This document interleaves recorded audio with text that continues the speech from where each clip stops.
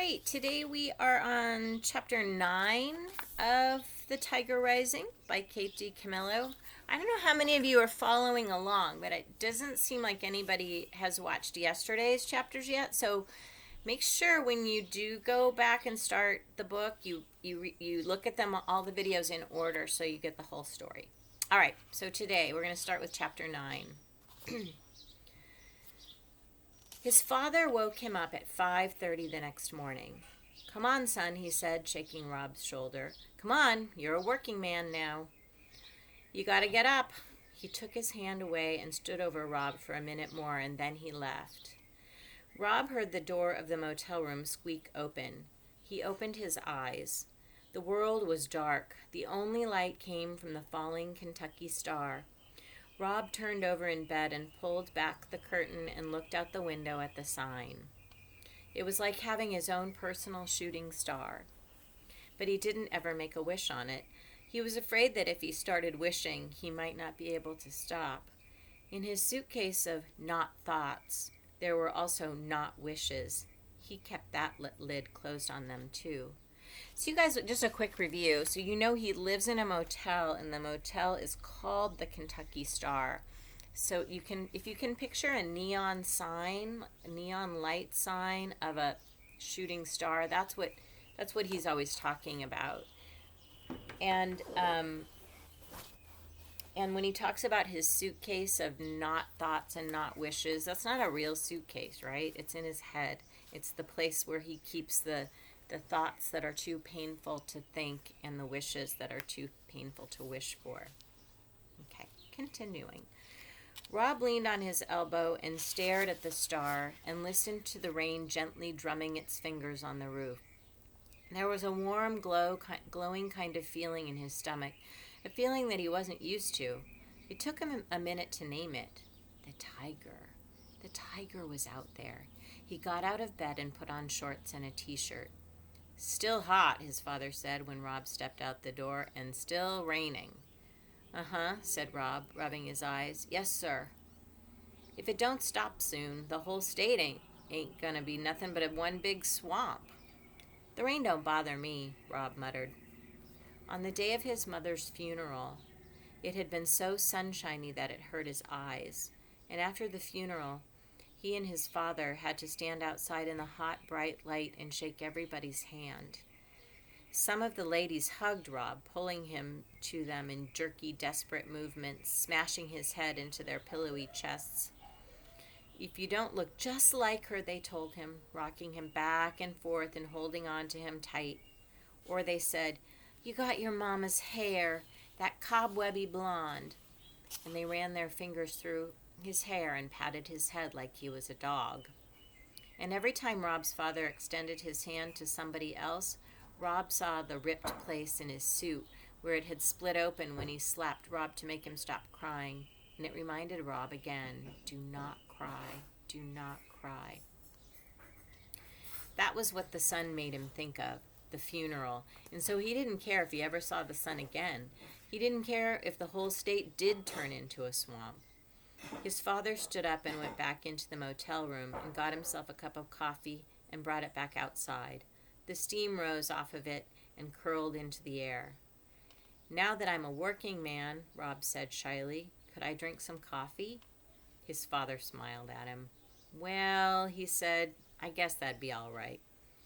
Rob went inside and poured himself a mug of coffee and brought it back outside and sat down next to his father and sipped it slowly. It tasted hot and dark and bitter. He liked it. "All right," his father said after about 10 minutes. "It's time to get to work." He stood up. It wasn't even 6 o'clock. As they walked together alongside the back of the motel to the maintenance shed, his father started to whistle "Mining for Gold." It was a sad song he used to sing with Rob's mother. Her high, sweet voice had gone swooping over his father's deep one, like a small bird flying over the solid world. His father must have remembered, too, because he stopped halfway through the song and shook his head and cursed softly under his breath.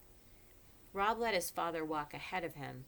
He slowed down and stared into the woods, wanting to see some small part of the tiger, a flick of his tail or the glow from his eyes. but there was nothing to see except for the rain and darkness. "Come on, son," his father said, his voice hard, and Rob hurried to catch up. Chapter 10. Rob was sweeping the laundry room when Willie Mae, the Kentucky Star's housekeeper, came in and threw herself down in one of the metal chairs that were lined up against the cement block wall. "You know what?" she said to Rob. "No, ma'am," said Rob. "I tell you what," said Willie Mae. She reached up and adjusted the butterfly clip in her thick black hair. "I'd rather be sweeping after some pigs in a barn than cleaning up after the people in this place. Pigs at least give you some respect." Rob leaned on his broom and stared at Willie Mae. He liked looking at her. Her face was smooth and dark like a beautiful piece of wood. And Rob liked to think that he had been the one who carved Willie Mae. He would have made her just the way she was, with her long nose and high cheekbones and slanted eyes. "What are you staring at?" Willie Mae asked. Her eyes narrowed. "What are you doing out of school?" Rob shrugged. "I don't know," he said. "What do you mean you don't know?" Rob shrugged again. "Don't be moving your shoulders up and down in front of me, acting like some skinny old bird trying to fly away. You want to end up cleaning motel rooms for a living?" Rob shook his head. "That's right, ain't nobody wants this job. I'm the only fool in Beauchamp can pay to do it." You got to stay in school," she said, "else you end up like me." She shook her head and reached into the pocket of her dress and pulled out a single cigarette and 2 sticks of 8-ball licorice gum. She put one piece of gum in her mouth and handed the other one to Rob, lit her cigarette, leaned back in the chair, and closed her eyes. "Now," she said, "the scent of smoke and licorice slowly—" "Now," she said. The scent of smoke and licorice slowly filled the laundry room. "Go on and tell me why you ain't in school." "On account of my legs being all broke out," said Rob. Willie Mae opened her eyes and looked over the top of her glasses at Rob's legs. She said after a minute. "How long you had that?" "About 6 months," said Rob. "I can tell you how to cure that," said Willie Mae, pointing her cigarette at his legs. "I can tell you right now. Don't need to go to no doctor." "Huh?" said Rob. He stopped chewing his gum and held his breath. What if Willie Mae healed him and then he had to go back to school? "Sadness," said Willie Mae, closing her eyes and nodding her head. "You keeping all that sadness down low in your legs. You not letting it get up to your heart where it belongs. You got to let that sadness rise up." "Oh," said Rob. He let his breath out. He was relieved. Willie Mae was wrong. She couldn't cure him. "The principal thinks it's contagious," he said. "Man ain't got no sense," Willie Mae said. "He's got a lot of certificates," Rob offered. "They're all framed and hung up on his wall." "I bet he ain't got no certificate for sense, though," said Willie Mae, darkly. She rose up out of her chair and stretched. "I gotta go clean some rooms," she said. "You ain't gonna forget what I told you about them legs, are you?" "No, ma'am," said Rob. "What'd I tell you, then?" she said, towering over him. Willie Mae was tall, the tallest person Rob had ever seen. "To let the sadness rise," Rob said. He repeated the words as if they were part of a poem. He gave them a certain rhythm, the same way Willie Mae had when she said them. "That's right," said Willie Mae. "You got to let the sadness rise on up." She left the room in a swirl of licorice and smoke. After she was gone, Rob wished he had told her about the tiger. He felt a sudden desperate need to tell someone. Somebody who wouldn't doubt him. Somebody who was capable of believing in tigers. Chapter 11. That afternoon, Rob was out in front of the Kentucky Star, weeding between the cracks in the sidewalk when the school bus rumbled up. "Hey!" he heard Norton Threemonger yell. Rob didn't look up. He concentrated on the weeds. "Hey, disease boy!" Norton shouted. "We know what you got. It's called leprosy." "Yeah," Billy shouted. "Leprosy. All your body parts are going to fall off." "They're going to rot off," Norton yelled. "Yeah," Billy screamed. "That's what I meant. Rot. They're going to rot off." Rob stared at the sidewalk and imagined the tiger eating Norton and Billy Threemonger and then spitting out their bones. "Hey," Norton shouted, "here comes your girlfriend, disease boy." The bus coughed and sputtered and finally roared away. Rob looked up. Sistine was walking toward him. She was wearing a lime green dress. As she got closer, he could see that it was torn and dirty. "I brought your homework," she said. She held out a red notebook stuffed full of papers. The knuckles on her hand were bleeding. "Thank you," said Rob. He took the notebook. He was determined to say nothing else to her.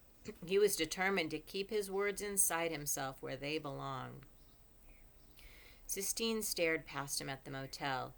It was an ugly two-story building, squat and small, composed entirely of cement block.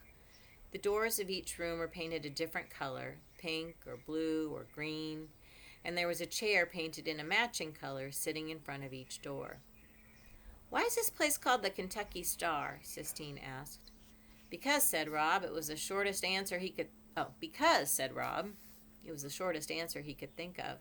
"Because why?" she asked. Rob sighed. "Because Beauchamp, the man who owns it, he had a horse once called Kentucky Star." "Well," said Sistine, "it's a stupid name for a hotel in Florida." Rob shrugged. It started to rain. Sistine stood in front of him and continued to stare. She looked at the motel and then over at the blinking Kentucky Star sign. And then she looked back at him as if it was all a math equation she was trying to make come out right in her head. The rain made her hair stick to her scalp. It made her dress droopy. Rob looked at her small pinched face and her bleeding knuckles and dark eyes, and he felt something inside him open up. It was the same way he felt when he picked up a piece of wood and started working on it, not knowing what it would be, and then watching it turn into something he recognized. He took a breath. He opened his mouth and let the words fall out. "I know where there's a tiger." Sistine stood in the drizzly rain and stared at him, her eyes black and fierce. She didn't say, "A real one?" She didn't say, "Are you crazy?" She didn't say, "You're a big old liar." She said one word, "Where?" And Rob knew that he had picked the right person to tell. And that's where we'll stop for today. I wonder if they'll go and find the tiger tomorrow. Guess we'll have to see. Have a good rest of your day. Bye.